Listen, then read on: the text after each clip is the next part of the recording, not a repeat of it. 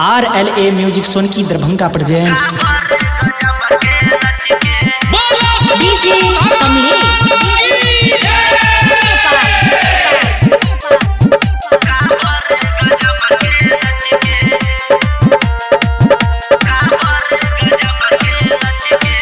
कंधा पे सैया काबर उठावे डीजे पे जाके कमर हिलावे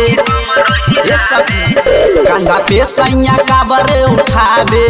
डीजे पे जाके कमर हिलावे जब चलेला सैया झटक के काबर गजब के लचके जब चलेला सैया झटक के काबर गजब के लचके डीजे कमलेश बोलो देवघर वाले बाबा की। RLA music Sonki Darbhanga presents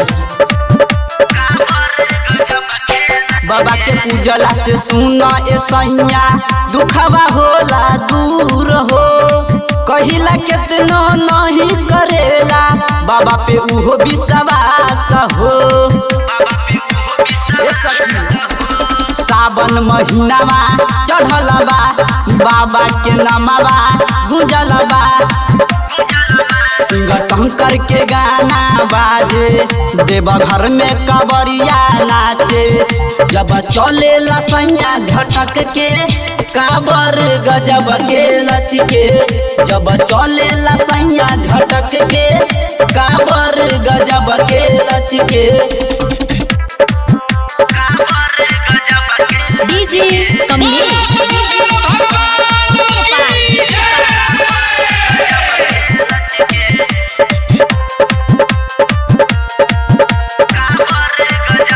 आए हाय बोलबम के नारा लगबलो से सुना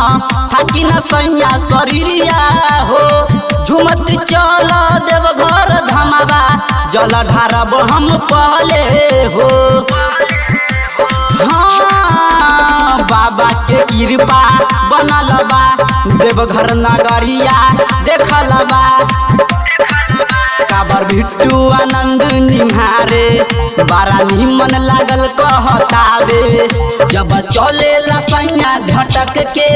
काबर गजब के लचके जब चलेला सैया झटक के काबर गजब के लचके कंधा पे सैया काबर उठावे डीजे पे जाके कमर हिलावे कंधा पे सैया काबर उठावे डीजे पे जाके कमर हिलावे जब चलेला सैया झटक के